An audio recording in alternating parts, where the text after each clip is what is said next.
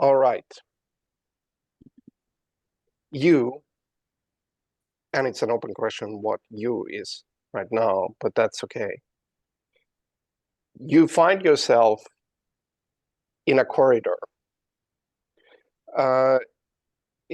In some ways, you could think of it as kind of nondescript corridor, but it's also possible, and this thought enters your mind, both of you, is that for some reason you feel that maybe the other person might see it differently. But you're both here. The corridor is in front of you. It's rather longish, maybe 20 meters or so. And in the end of it, there is a doorway, likewise kind of nondescript. The one additional thing you notice is that even with slight movement, like there seems to be in the corridor walls that like flickering figures appear on it, but also die off almost immediately. One other detail in this corridor is a kind of sitting, hunching figure, which is sort of human, but a very neutral one. Like it seems like almost like a statue of a human, and it's sitting in a position that might be sleeping or even dead, who knows? And it's sitting in the middle between you and the doorway. What do you do?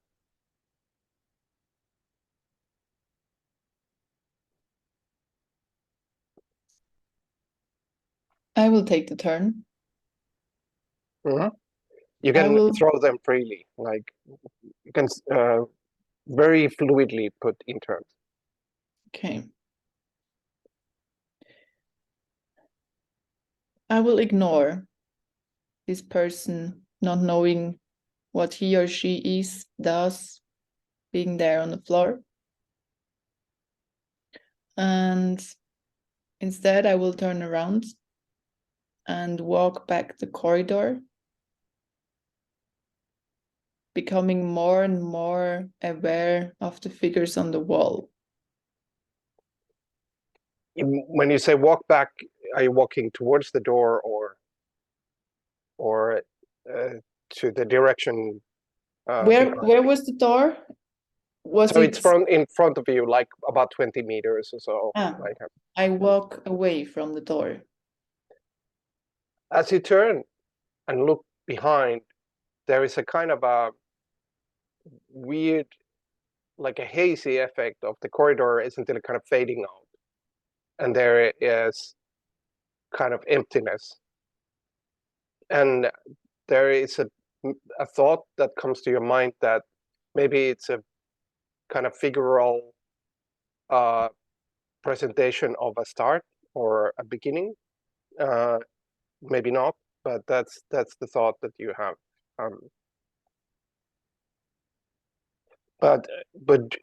So walking backwards towards the fading as there is only a few meters.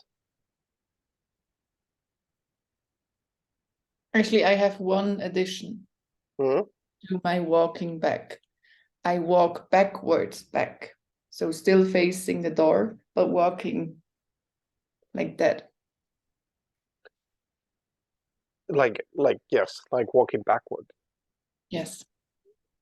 All right, I'll come back to what happens in that.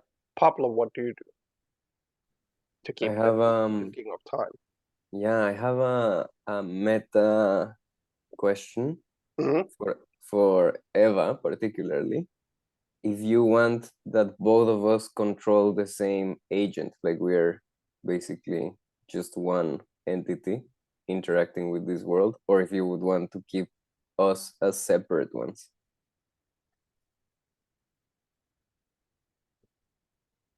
Let's be the same. Yeah, I like that. Okay. It's possible. Like it might happen that you will form different, let's say, perspectives in that entity, but we shall see. I was hoping for that, yes. Yeah, But for sure, still for sure. having the same agent. It's a non-cohesive alliance, the best kind. So as we're walking backwards, without knowing what will happen or if there's even a floor to step on, I wonder of the beginning, where I came from, like that start or beginning feeling that was behind, and if I'm going back to that place of start, searching for a finish, what will emerge from that inconsistency. I don't even know if we came from there initially or if we were placed at the corridor at some point, but walking backwards seems as the only viable solution to this situation. So I guess I'm just continuing to walk backwards, thinking about this. All right. One practical meta comment. If you want to write anything about your role or your shared role, or even separate perspectives on it, like you can pick the first page and write anything on it, like the first page of a document. You don't have to now, but I encourage it at least at some point, or at any point. So you walk backwards. This is you now, both. And as you enter the sort of faded area, there comes like a general feeling of fading, like in a way, like you were not made of the same stuff as the corridor, but like existing in a similar mode. So if it's fading, you're fading. But rather than completely disappearing, there comes a moment. And this moment consists of, you could say, a micro game. That's an easy way to think about it, which goes like this.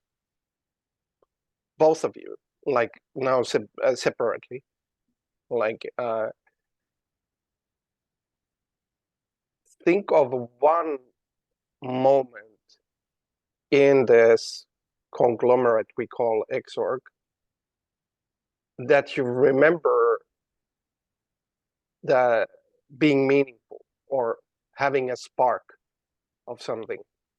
And you can tell a real moment or even mix that with fiction. Like if you think like changing something in that moment might make it like even more expressive of this spark or meaningfulness. And tell it in your own words.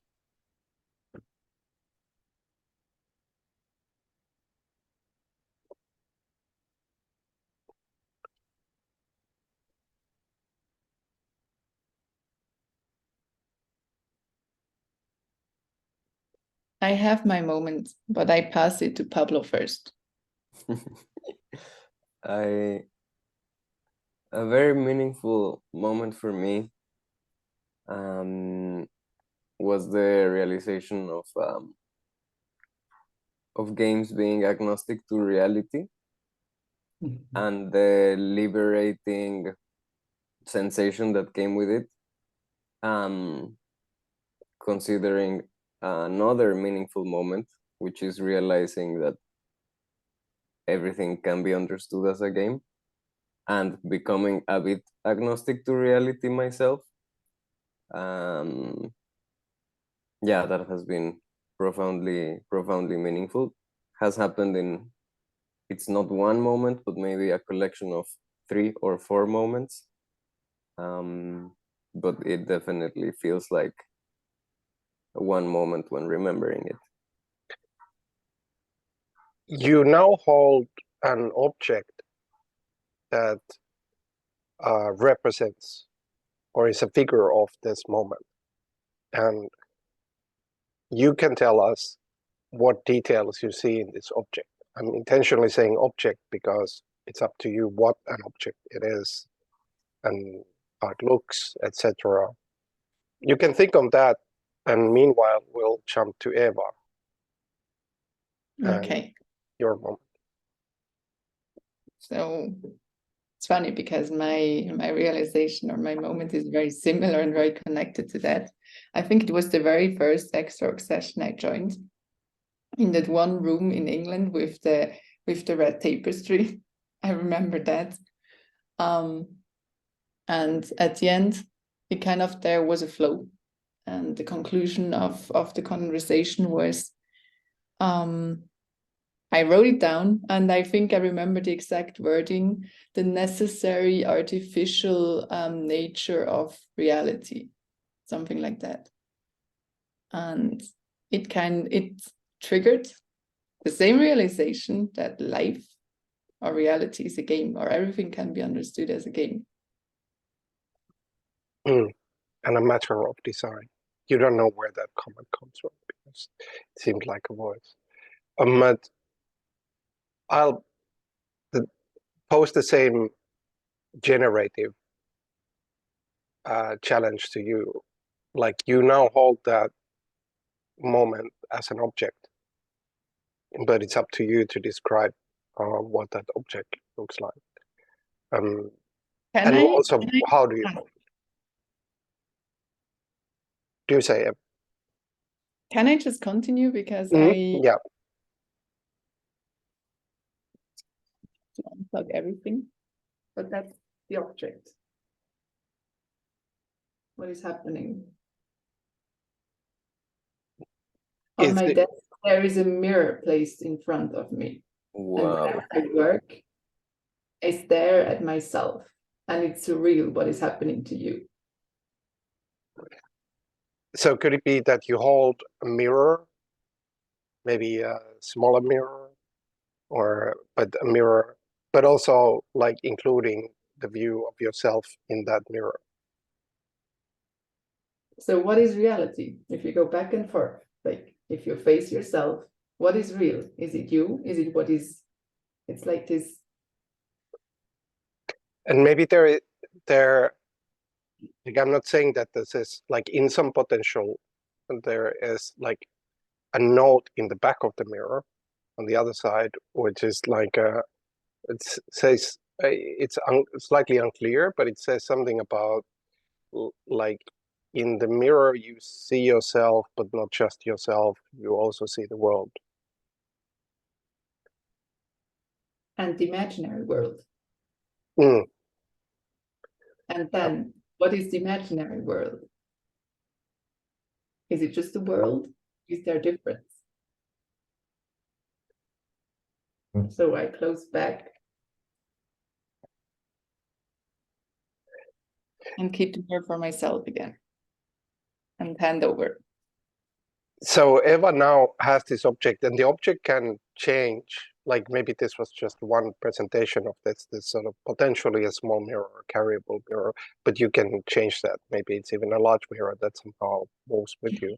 That's up to you, and can change in the future. But now we switch back to Pablo.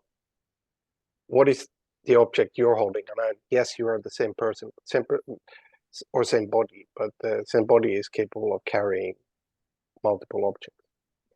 My mind is now absolutely contaminated by the power of generative AI.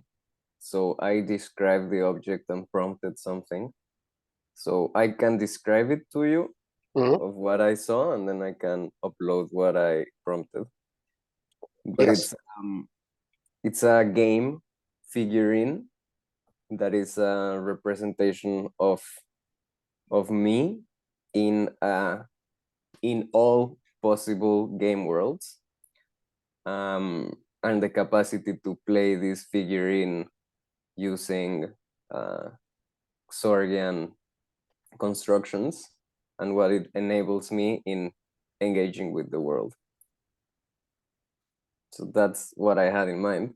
And then I tried prompting this figure in. I'm gonna put it just in the, can I just upload something here? Yeah, great. Yes, images. Like No, you will have to wait for it. Slowing fast though. Are you loading it on the first page or? First page, yeah. Yeah. We can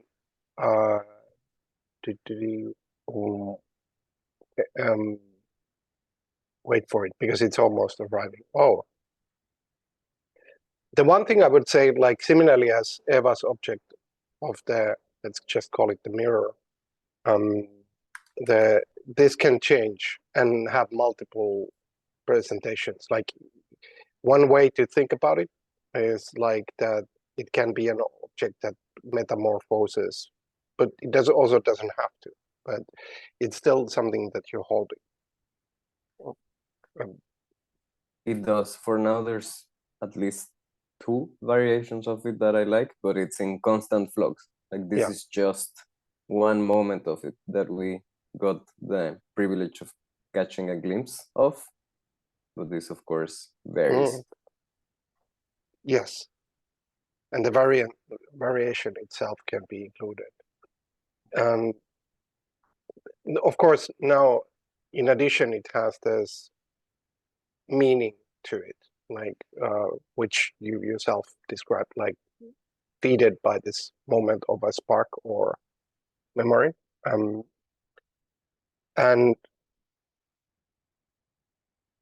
these with like accompanied or equipped or having these 2 different objects, you open up, like as you walk backwards through the fading, the transition being these objects, you come to a room that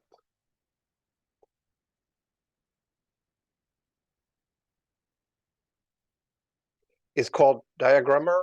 You don't notice, this is kind of meta knowledge, like but I just thought it interesting to actually tell you the name of it.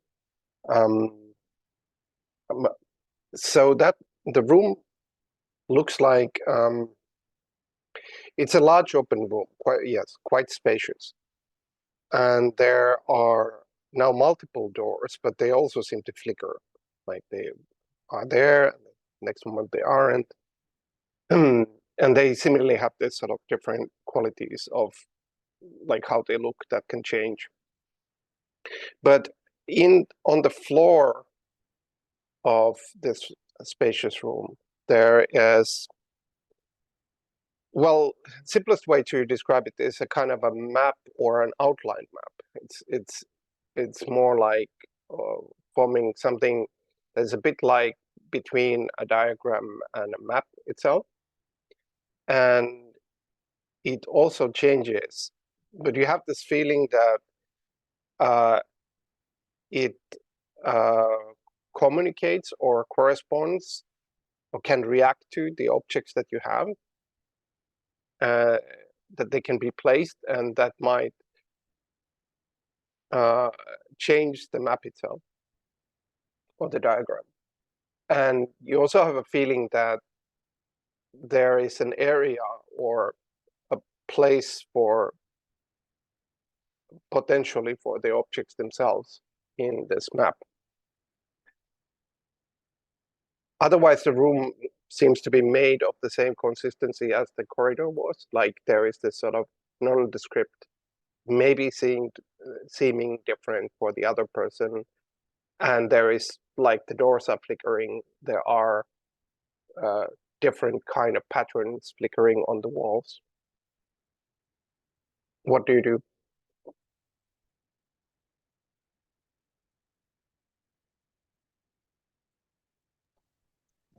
I have the intuition that this place has like capacity of organizing concepts spatially and defining relationships between them depending on their location in the room. So each step I plan to take is a step changing the meaning of the concepts in this map, in this diagram or map. So with that knowledge, I stay still and think about my next move. Which might be taken by Eva, who knows, since you're in the same body. Yes.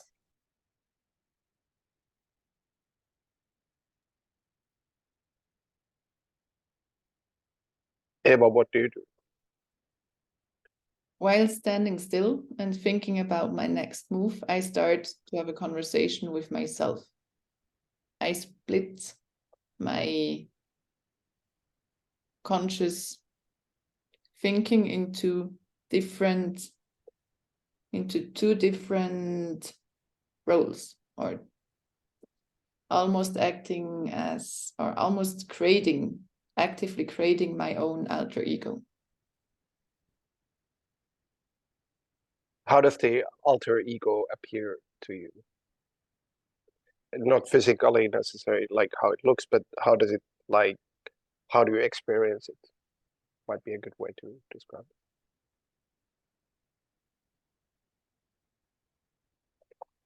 I take my mirror and have it next to me. And the image in my mirror is my alter ego. But then I unfortunately dropped the mirror. So I have a lot of, it falls on the floor and I have a lot of shards. Oh, interesting. Two things, since you both made a move, even though it's with the same body. Pablo, you discover that staying still is not being stopped, that things keep on changing, even if you stay still, that maybe the changes in the map reflect your changes in your thoughts, etc. You, of course, don't exactly know yet how, like, brisk movement to the map would change. Is it different? But nevertheless, it will not stop changing the map. And then secondly, like, there is this feeling that the changes, in some way at least, are reacting to your stillness that is non-stillness, because you're constantly changing in itself. And for Eva, you drop the mirror and the shards scatter about, and this leads to another. It's silly to call these micro games because they're not separate games. They are just generators, moves or Oxels, but nevertheless, enters to another one of these. And this is, so we'll both remember Eva's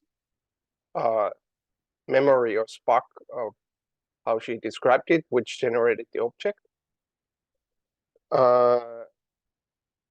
And as it enters the map, because the map is everywhere, in sparks now, or in fragments rather,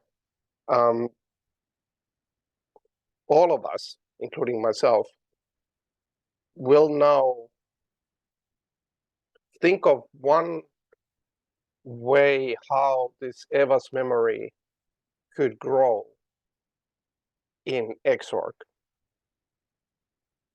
Like, what could be built around it? Perhaps something that is already built around it, but how it could grow, what kind of environment it could grow. So this is for all of us, Pablo, Eva, and me.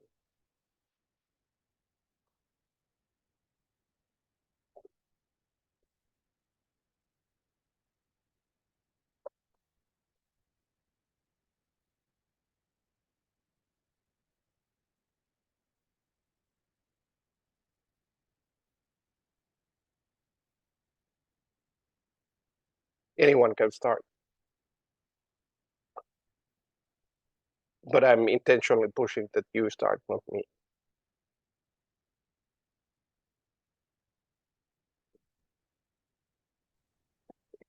My thoughts are now influenced by the last 3 years of pandemic, and I think of contamination. Like we have, Becca, you're often talking about seeds and growing and growth. So what if the environment is like an organism where there is for example, a cancer cell that replicates itself, and once there is contact, the next one is contaminated. Maybe this is You continue. Like I missed the ending. I was just saying maybe this is too abstract. I mean, not necessarily. It can be abstract, can be figural. You can use all the realms of description.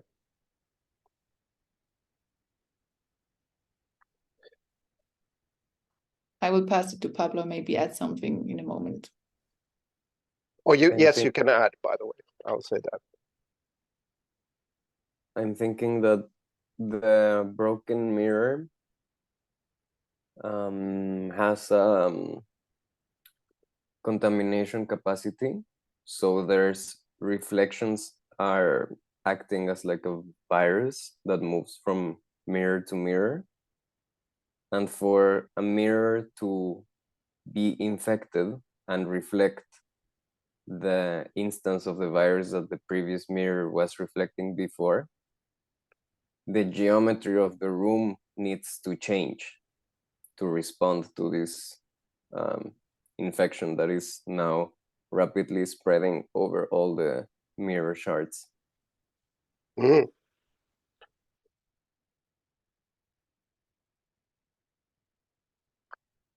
And I'll add mine.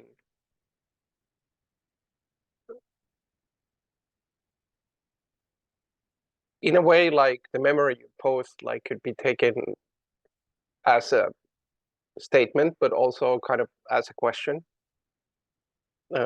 Like what does it mean then that everything has this sort of quality of the artificial?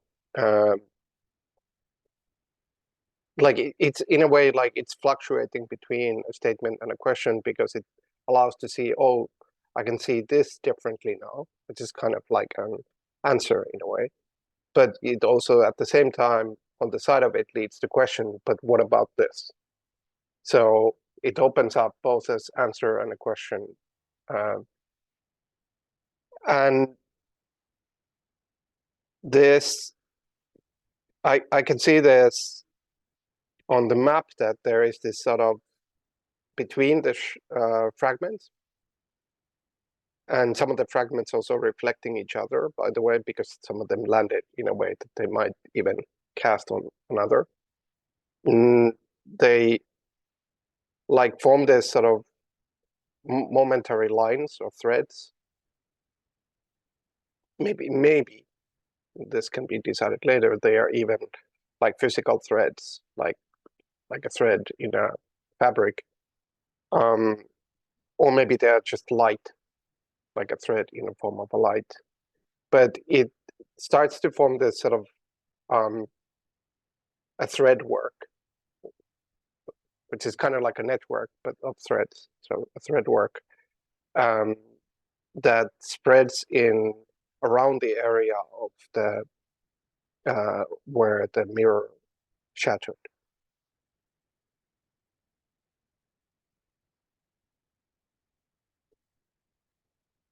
Here comes an interlude, a meta interlude, which is all still part of the game because meta doesn't escape it. And this interlude is in a kind of empty space, but there is a voice, and the voice says this: there is now an organization, currently nameless, that includes these spaces that you have been in, and includes these roles that you have introduced into it. Which means that there is this organization where one way to visit this organization is to go to a corridor, which is part of it, or this diagram room. And in some ways that these places are possible to visit just like a physical place in an organization itself.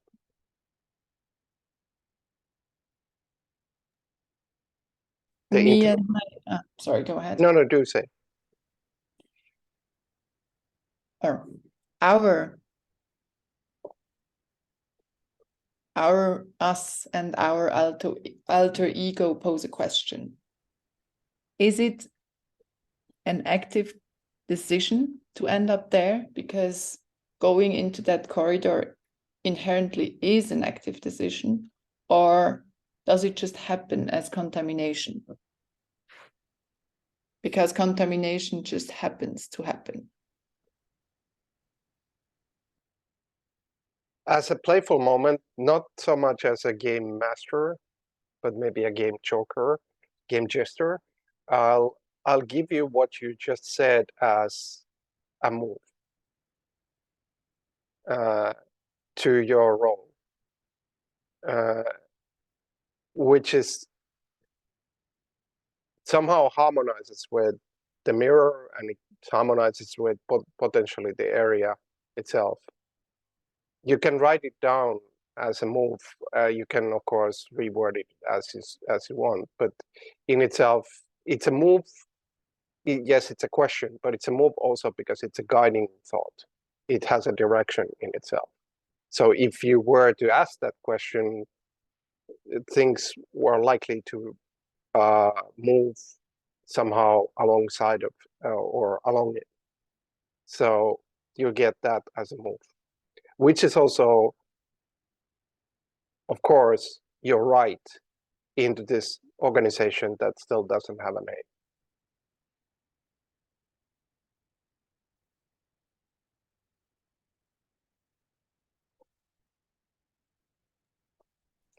I'm thinking that this nameless organization, which for now only this dual entity that Eva and me inhabit is part of, is a distributed organization. Nonetheless, it has an office, a conceptual office space, in which the diagrammer is just one room of this office space. Maybe we are exploring the office space of this organization. Nonetheless, this exists physically, but not in a physical space, but in a conceptual one. As a game jester, I give you the move, which you can, by the way, also mutate. It's merely giving the inspiration, but you then get the rights to that. And the move is called 3 points. Nonetheless, it has an office 3 points, which also is a guiding thought, like including where you guided it. And it's also your move, which is a right towards this organization, like which can be practically to ask this question maybe multiple times, maybe at the right moments, whatever the right moment is to you.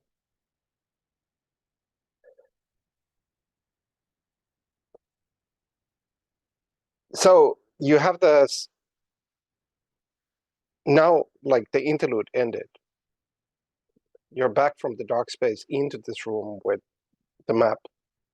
The map that has been slightly changed or constantly changes, but also slightly affected by the mirror being shattered on it and then forming this sort of thread work around the memory thought spark that Eva brought to it.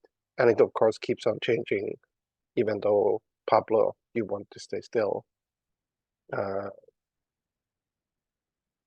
What do you do?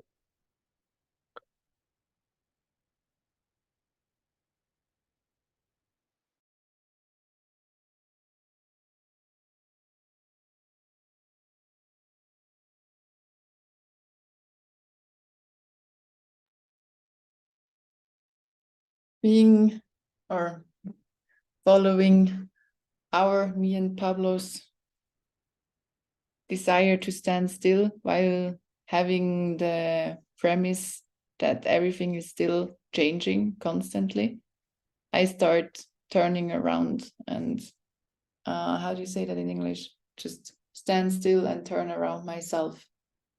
Rotate. While doing that, yeah, while doing that, we realize that the physical or metaphysical space we are in is inverting. So inside becomes outside. Private office space becomes public space. And I wonder, is this the inversion?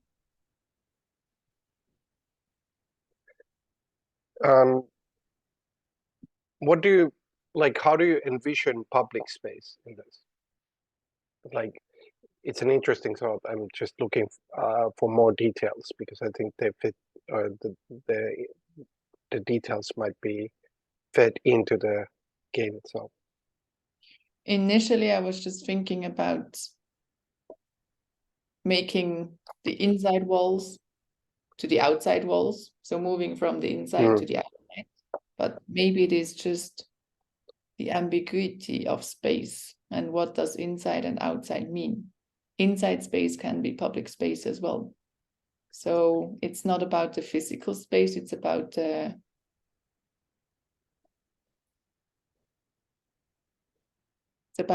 thought or the meant space that is constructed by our mind. So there is, do say. The fading from the very beginning, when walking backwards, the corridor appears again. And there's an additional note of, or an additional notion of ambiguity, blurriness. There is now a version of the room with ever-changing map, which might be called diagrammer, that has this quality that you described, the inside spaces being able to transform to outside spaces. And being a version, like you could like imagine that it's in the same space, in a different space, that isn't really necessarily important, but that is a space that is now part of the organization. And of course, what that also means practically is it's a place that one can visit, like, or even land into. Like you could, when you come to this so far nameless organization, you could come to that version of the map room, and coming to it could mean exactly what we're doing now, which is we're in some space, or it could mean something else. We can figure that out, or develop or generate that. But in a way, like this is being in a room. It could be practically visiting the organization by going into that version of the diagram.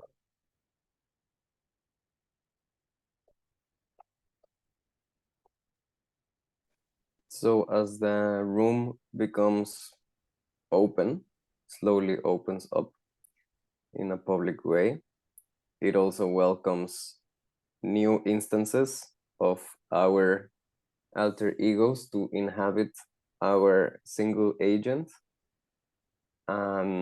Therefore, from the moment we are in the open version of the diagrammer or the public version of the diagrammer, we should multiply our instances, our personal instances, and think through multiplicity.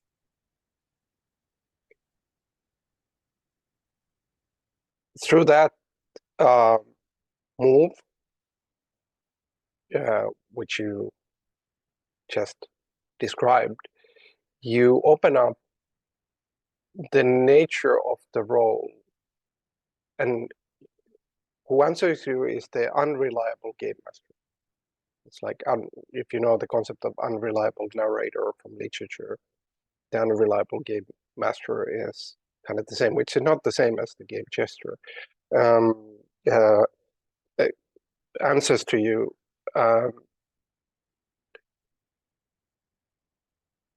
Maybe the unreliable game master likes maybes and perhapses. Maybe this is the nature of the role in this organization. That is, when you're in an organization, you're always in a role. But it also means you're never shackled to the role, that role, or this role. You can always reset, start again. But even if you change that, that doesn't mean you lose the role that you were in. You can always return to the role that you had and continue onwards from there.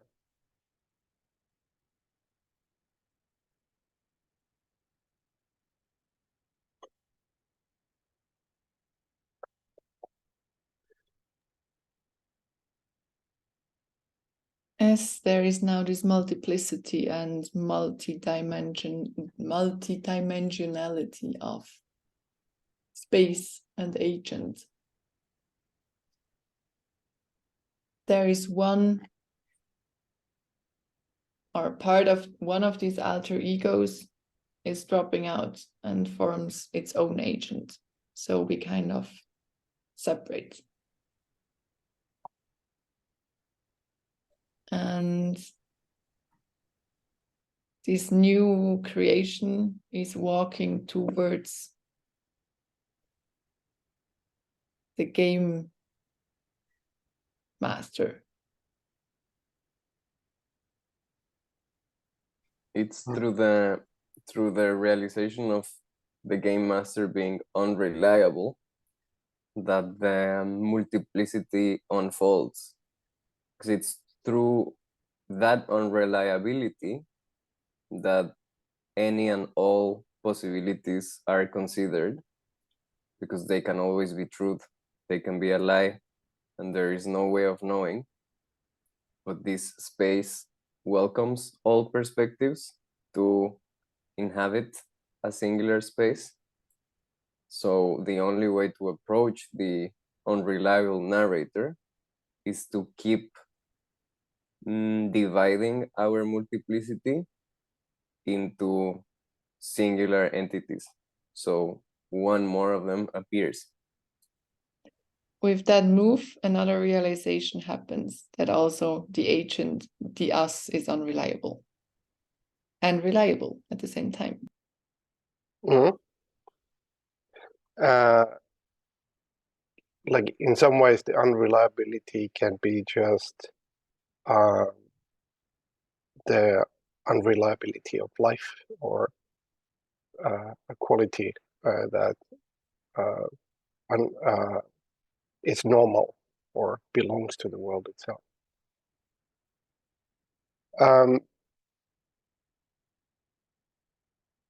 Towards this space, there is, let's call it,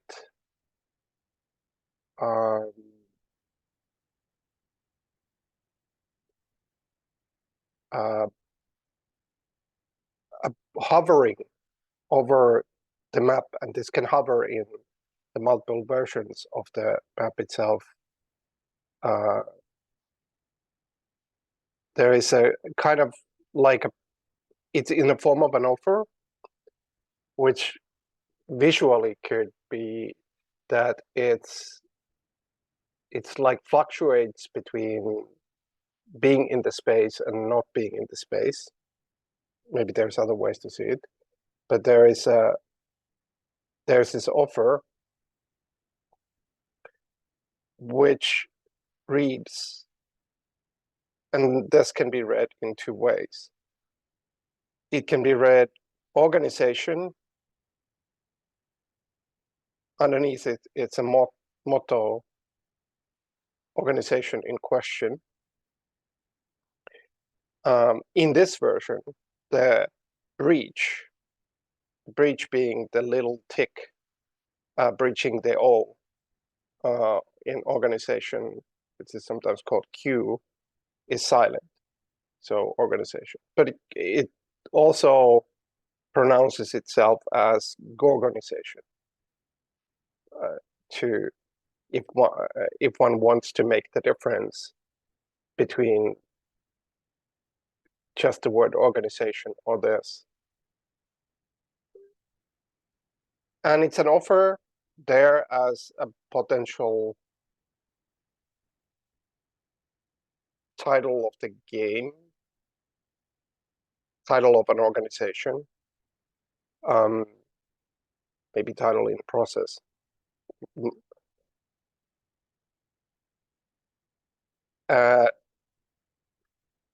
And underneath it, because it's in an offer state there, or it, let's say it exudes or projects this sort of thoughts like, and this is maybe coming from the unreliable game master as well, like that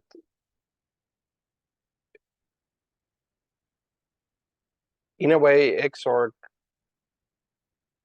is a bridge that allows people to enter, and this puts certain kind of frames or maybe even shackles that it has to be normal. But what if Xorg could be generating an organization that is rather more exotic, maybe called organization or organization, which has the spatial processual capabilities of this kind of space, but including the possibility of what normal organizations could call rights, but we can think of them, yes, as rights, but also as moves or maybe other things, because there is still similar possibilities of perception. Like you can have a right to this space, or you can have a right to a move, and you can visit a space like what Eva just created another version of the diagram. But you can even invite people to the space, maybe by saying, maybe Eva, at some point you say to some other person, you are here, and you describe that room, and then you're there.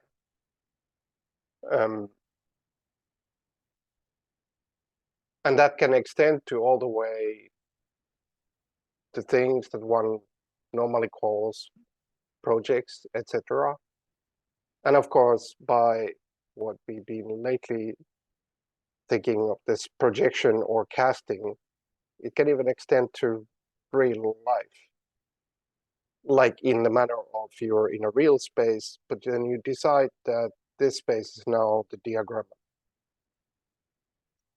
Or this conversation that we're having in a real space, which we're not even making into a different space, is part of the organization. And so on and so forth. This thing hovers over the map, but because it's an offer, it exists in this real and not real quality. What do you do?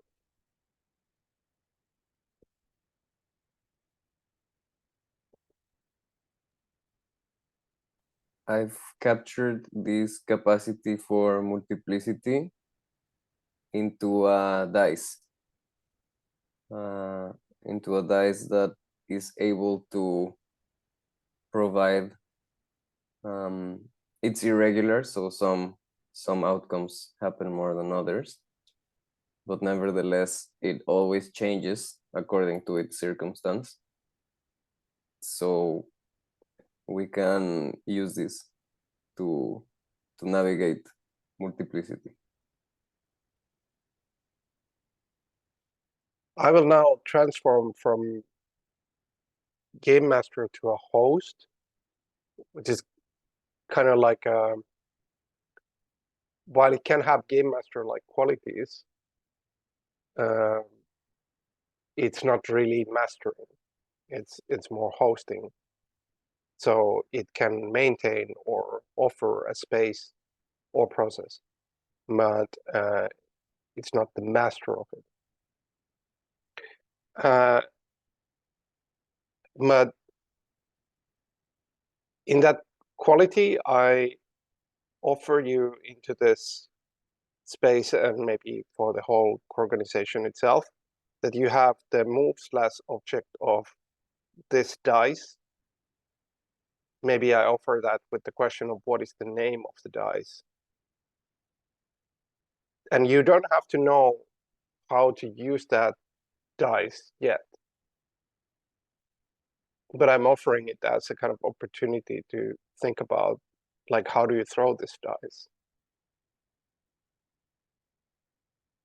And what is the process that it creates? Because it's an offer, you don't have to use it ever, but now it's a potential that you hold or can hold. I use that offer, and I will try to find a way how to use the dice. And whenever we multiply our alter egos, or whenever like this multiplication happens, it happens in parallel that every new agent has to roll the dice. But whenever the dice is rolled, so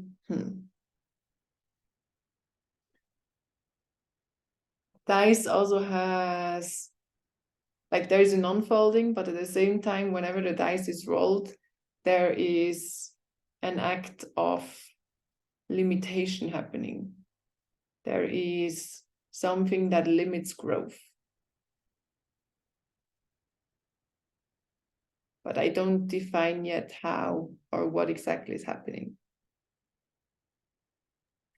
I think I know, since each roll of the dice finishes in one particular instance of it, all of the other possible instances of that roll are, at least for that moment, stopped.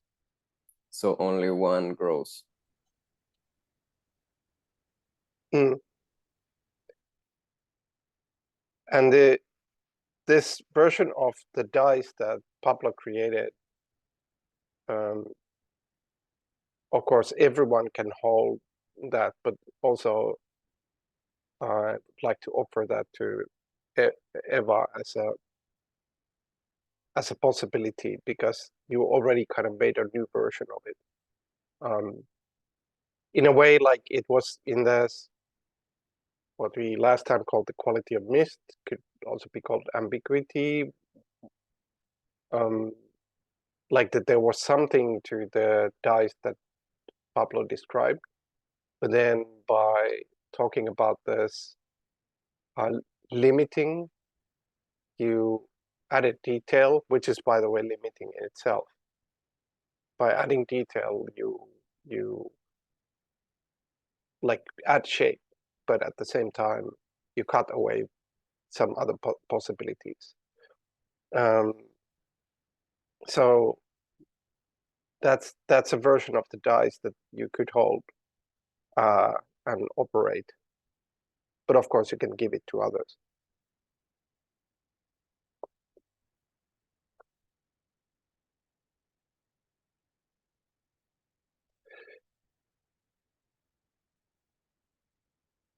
But for the sake of the play and the game, I could say that you also have it in your hand. And because you're the same body, sort of separated, but still like maybe you both hold it in your hands, but they're slightly different because you describe them differently.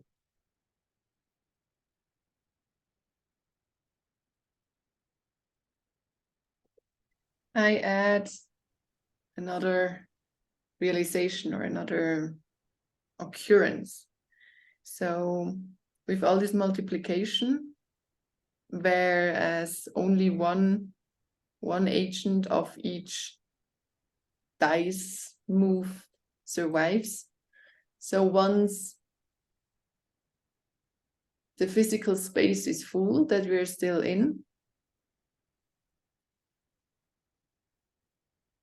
two or groups start forming. And maybe randomly, maybe not, I don't know, two agents come together and they become again one. So the entire number of agents is kind of divided by two through this building of couples and becoming one again. So is it in a way that every one is two, or did I misunderstood that part? Sorry, I wasn't clear. So like two agents form one unity again. First there was the unfolding, there was the division of agency, and now we have the melting of agencies. Or maybe you have both, like in a way, Yeah. like you can have the melting of agency, but then you might change again to separate. But you have both possibilities in a way. Like, but now you're melting.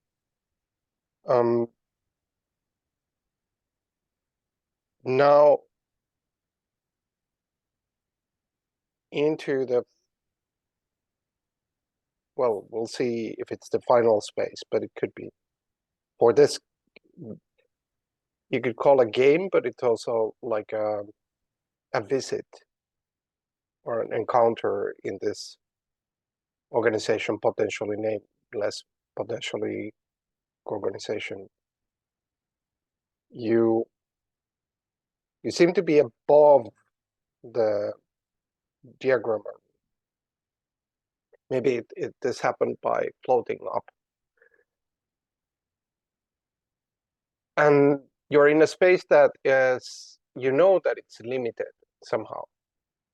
Like, but you don't see the limit. It seems like a night sky, maybe, like that there are some, in a way, stars, but they are kind of twinkling more than normal stars. That it clearly comes this, like there are points of light, like guiding lights, and they go on and on.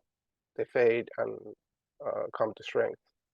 And also between these guiding lights, of course, one can imagine constellations like forming shapes. So in some ways it is night sky, but it's also almost like a tarot space compared to tarot card, to representing like a space of possibilities.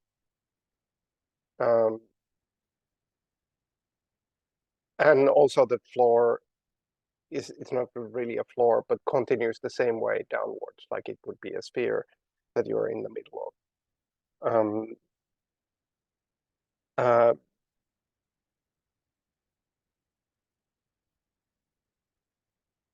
What do you do in this tarot space?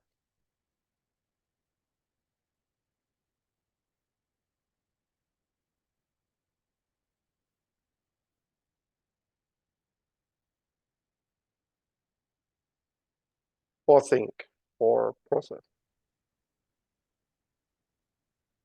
I play a meta move and an actual move, or like a in the game and outside the game, I have to disappear.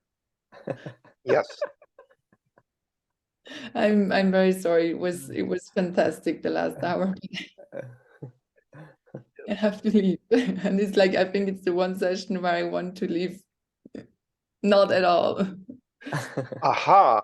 But do you? I mean, yes, in real life, you have to leave. But are you Realize, leaving? and I play the move as well in the game. Yes. Because, yes, you can do that. But also, when you move in real life, have you really lost the space? Have you What really is left real it? life? Yes.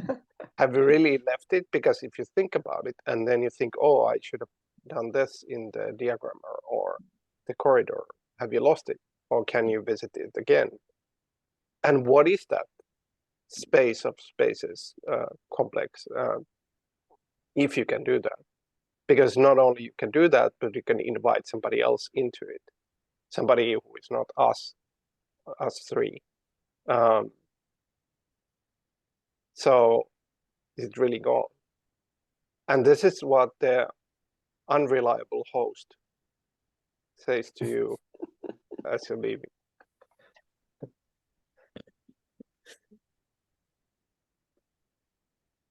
I say it is lost and it is not lost. Also, the space itself duplicates and multiplies. It exists potentially. Exist. Yeah, it exists potentially with you and with others, but also with you. And with that,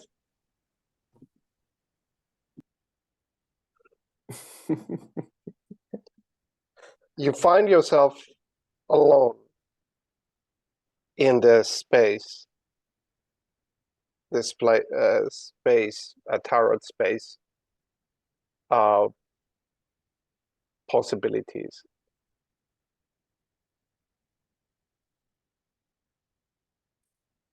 What is your move of exit, not exit? Leaving, not leaving? I throw the dice. Let the fate of the multiplicity decide. And the dice rolls slower than usual and falls in a position it has never fallen before, because it's really slim, the chance of it falling in that position. The surface it's lying on is very tiny, and it indicates that I should rotate and centrifuge the space so that the diagrammer collapses into one single dot that I will take with me.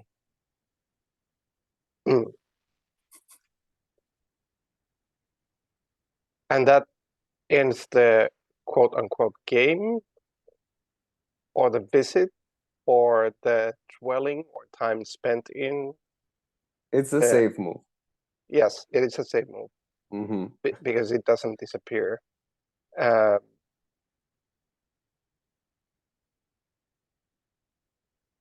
But this silences the host, and I'll become myself along by being a host, because host is a role, or unreliable host is also a role.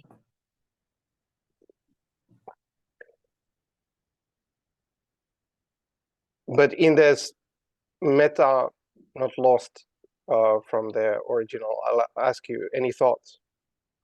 This was great. This was amazing. I had a lot of fun both playing and creating images of this place. Maybe that kills some of the imagination side, but it's just so fun to inhabit these places with multiple senses. Yeah, I think it was super nice. Like, I don't think it kills them. It still offers, like, in a way, it offers a concreteness, but it's not that other concretenesses would not exist, which is kind of a bit of an emphasis in the game itself. I sometimes adhere to, but I like there is an interesting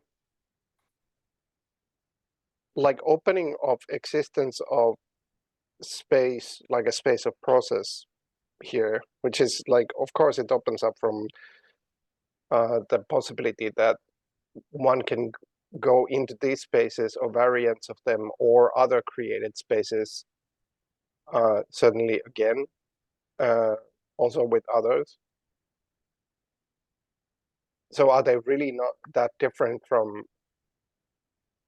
like, you're in an organization, normal one, and then you go to Zoom and then you have this project? That is all kind of, call it fictional or fabricated or artificial creation of a space. Totally. So this is not that different. And of course, this doesn't exclude those kind of possibilities, those kind of, let's call them more pragmatic ways. Like you could have a project, and the project could take itself to one of these spaces or some other spaces that it has created to see different possibilities. Yeah. I particularly like the idea of thinking of the organization inhabiting like a space and having rooms where you go do stuff. Like now that we were moving through space and be like, okay, now let's go to the diagrammer, or let's go to this other room, and having these rooms having different qualities. And also, I mean, you could think of it as simply a scene or a setting, but if these rooms are persistent, you could go to the diagrammer sometimes and remember what happened there last time or whatever. Like I think super interesting as a notion for, particularly for distributed organizations that don't necessarily inhabit space often, but bringing more of that spatial qualities with, of course, the ambiguity and creativity that just make believe offers. Like I think that's super powerful. Like I want to come to the diagrammer again, just like and uncollapse it back to a space and spend some time there. Yeah, and it also offers the possibility of what one could roughly call hybrids. It's like once you develop the, say, the diagrammer or any other space, because these were kind of almost like, let's call it kind of introductory rooms, but like it opens up this possibility of creating any kinds of rooms and places and any kinds of mappings. That room is very metaphorical here, or very flexible. But it also opens this possibility that once you visit them, that might encourage the idea that I want to make this physical space that we're in into diagrammer. How do I do it? It's not, I'm not trying to make it the same exactly, but I want to bring some qualities of it. But then that in itself is a kind of a diagrammer in itself. So it kind of expands this palette of what even a real space can be. Yeah. And yeah, that's great. And I have this thought, like, and I wanted to ping this for you forever as well, but this is now physically impossible. But like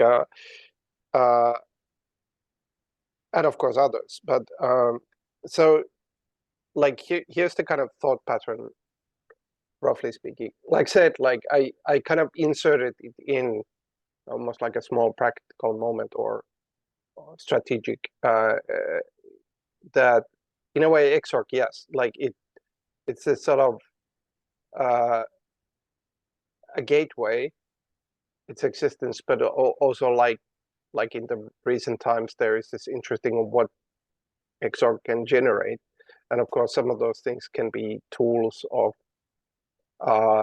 sharing with people instruments that others can use, and that's certainly in the picture, like Oxels and whatever.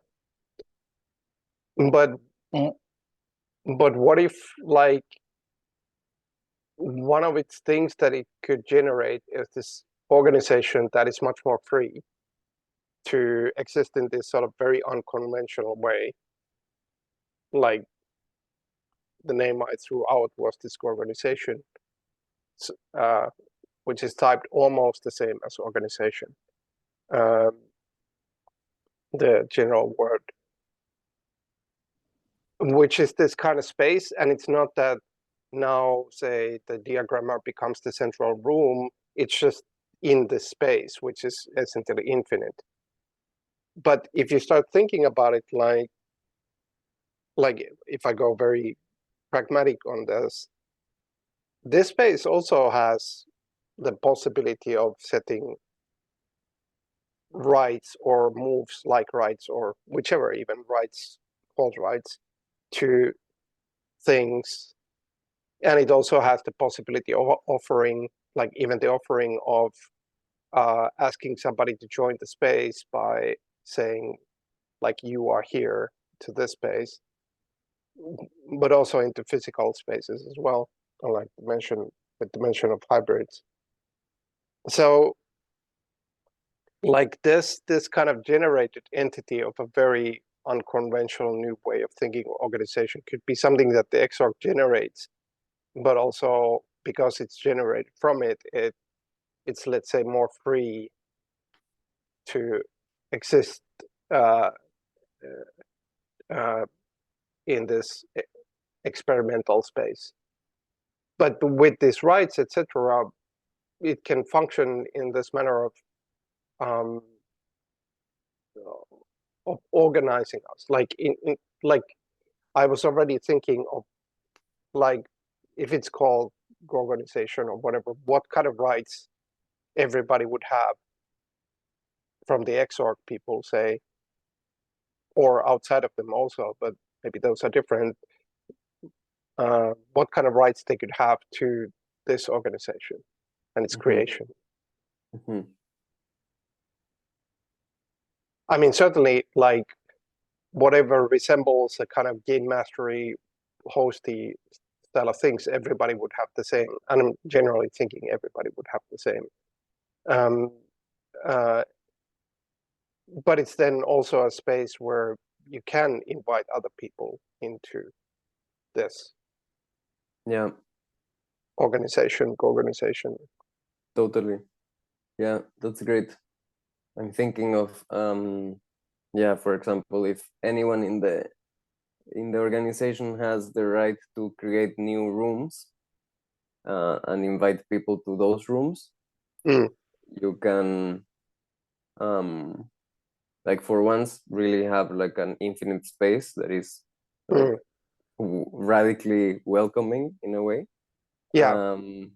And also different situations happening in different rooms, and that, like, really, I mean, maybe it connects to the idea of the sandboxes we were thinking of last time.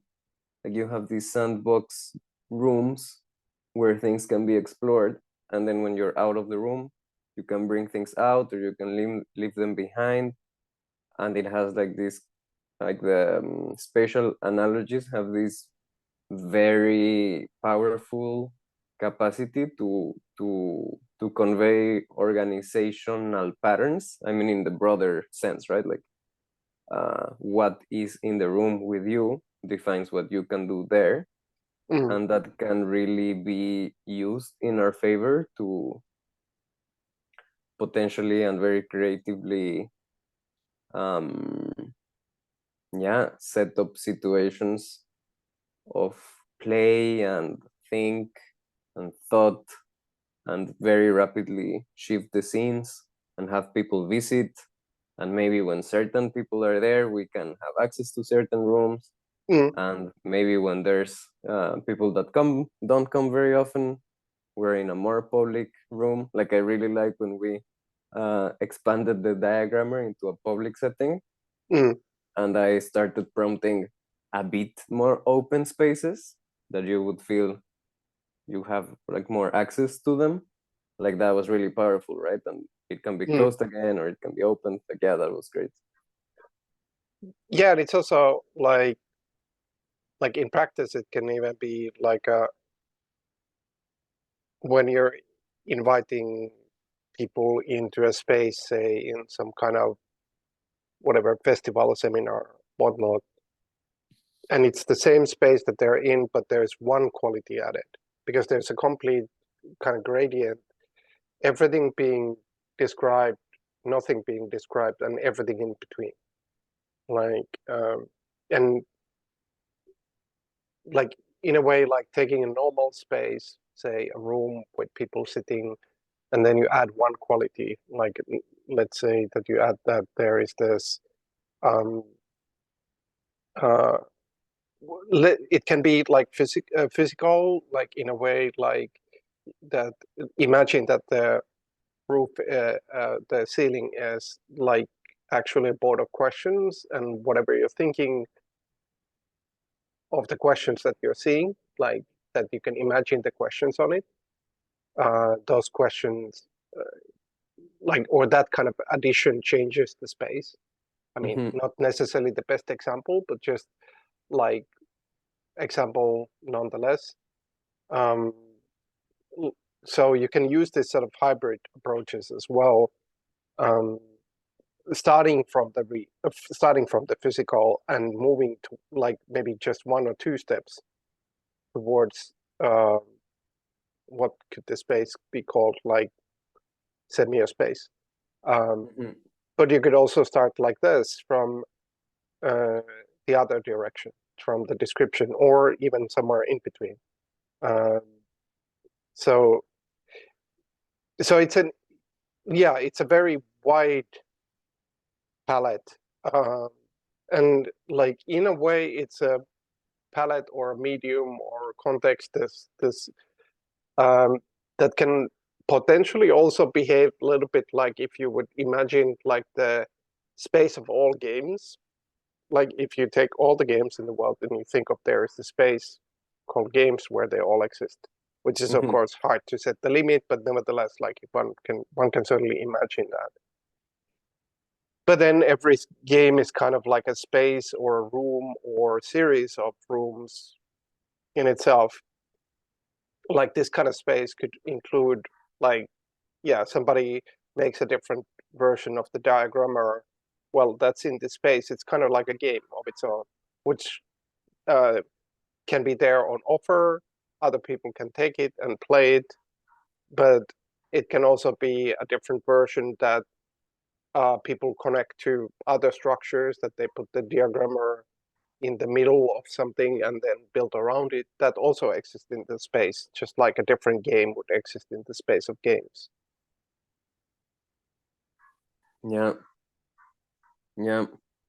And I think what is really powerful about this, and you like said it very clearly, you set it up very clearly in the beginning, is the physical qualities of it. Like the moment you, like, I don't know, I guess we as humans have so much cognitive capacity of imagining spaces that you can really arrive at complex thought very easily, like through spatial memory and yeah, this kind of memory operations in spaces. So to me, that was like the most profound thing about this exercise, was offloading oxels, which I think is a bit what's happening here, or expanding oxels into spaces. Like this is a bit like the all games are in a room where all games exist. And of course, you don't know the limits of it, but if you think about it, if you're in a space that is very, very big, you don't know where it ends. You know it might, but you're not super sure it actually finishes at some point. It might be infinite. In that space, you're like, yeah, all games exist in this space. You can go anywhere. And that really creates like a map, right? Like, okay, what games are here? How can I relate to this? And I feel that's like an Oxel projection into the spatial qualities of places. That's really powerful. Yeah, and how I think about this, the relation of this to Oxel and other things is, which is something I actually kind of thought about, is that this is kind of like, this is more like a setting, whereas Oxel is like an instrument. Like, yes, it's a big toolbox, but it's still like toolbox of instrumentation. Let's put it that way. Like that, what one wants to keep with that is like toolbox of instrumentation. But this is more a setting almost in a traditional sense of like there are things in organization. This happened in organization. That's not something you think of for a toolbox so much. And of course, the natural relation is like you can almost think of Oxels as moves for organization. Not that everything has to be in Oxels, but yes, like Oxels are instruments, but this is more like the setting or the, like roughly speaking, quote unquote world. This organization, and that offers a different kind of process. Like it immediately opens up this, like precisely saving. Oh, we created this new structure, we saved this into it, and now it's there. Like, and then it's a little bit like a game world where something was saved and the village is now in that kind of state, and you can visit that in starting from that state, kind of thing. So they have a kind of natural relation, and because this is a setting, it's more like the sort of, well, it's kind of like organization in some ways, like conventional sense, like that, like in a way, like if Xorg would be to generate this like a hovering, floating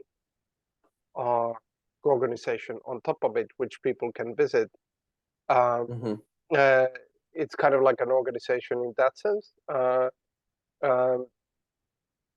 And yeah, it can behave in a similar fashion. Like it could be a place of development. Something is developed in organization. But now the expansive, like this is the unconventional part of the organization, how it's developed, how it happens, what is the process, where does it take place, is in this vast palette of possibilities. Who takes part, because the who's are now through roles, like there's themselves, but they, there is a process where everybody changes roles in 10 minutes, or somebody has the right to call new roles. That's another space again, so on and so forth. Yeah, love this, the organization and how it floats on top. That's great. Like it allows, it's a sandbox, I think, a type of sandbox that allows for some lenient environment for experimentation without much consequence. Yes, and I wanted to kind of throw it out there really as an offer, because I mean, one should talk about that also with others and so on. But I thought it was an interesting, not just a offer, but also way to think about this. Like I think there is something to the name itself. First of all, if it would have a Q in front, it's good for websites, to put the most practical thing out there. Like, but then beyond that, like it's a sort of like a interesting perspective to think about this whole, or think about what could be generated from that. Like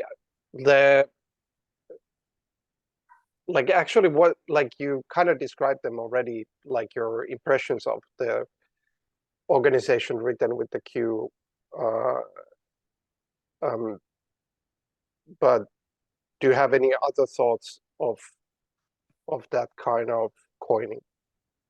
Of the crew organization? Yeah. I like it. I mean, just because it's a stems more from how to say, like like the variation on the letter, on the O, and sort of what's the most similar letter to it. It's the Q. So then I appreciate that it's like weird to pronounce, but almost the same in how it looks.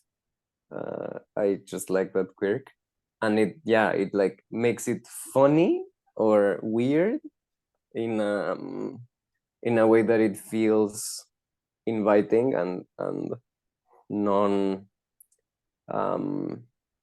like it's a place where you can experiment in the co-organization, but nevertheless it's very close to organization. It's super close, right? Like you slip a bit and you are in the organization. So I like that closeness. Yeah, and also, like, if you write it in caps, people see the word, they think it's the word organization. Yeah. But then even in the computer lingo, it's different. And there is like several thoughts, like the I don't know, potential motto or whatever, this organization in question, of course, opens up another connection, is that the Q is the letter of the question. And you know, in English, the phrase "in question" means like this is the thing in question. Yeah, So it's like an the thing we are organization. inspecting, no? Or Yeah, thing that we're questioning, like. Yeah. So it's an organization that is always in the state of question. So it exists, like if you present a normal organization, you don't put it in a question, but here everything is expressed as a question in a way. Like that's one way to think about it. Like so that's also something that comes with the Q, which is interesting. And then like I even thought about like the pronunciation could be like two, which is like organization. We just pronounce it by like said, the breach is silent, like the thinking of the lip of the Q, calling it a breach, which is of course breach being like something being breached through. But then the other, if you want to separate it, you can pronounce it gorgonization, and this is of course the connection to Gorgon, the mythical being, which the singular power of the Gorgon family was being able to turn things into stone. And this is interesting because first of all, they're kind of like, in some ways you can think of them as dual or a paradox, because they are moving living things that turn other things into petrified non-moving things. But then that also has this sort of polarity of organization itself, like the general concept, which is kind of like you turn certain things to stone, like rules, in order that the movement happens. And the power of organize is to set a stone.